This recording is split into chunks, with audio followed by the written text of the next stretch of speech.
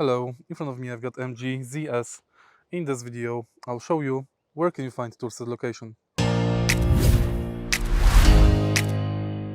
To find Toolset location in your car, let's open the trunk. Firstly, you can find fire extinguisher on the left side of the trunk. Next, if you lift up the trunk floor, you can find additional tools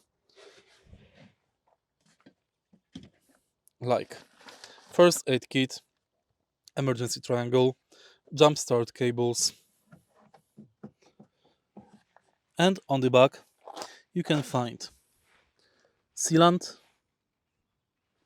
and compressor on the left side. If you find this video helpful, please leave like, comment and subscribe.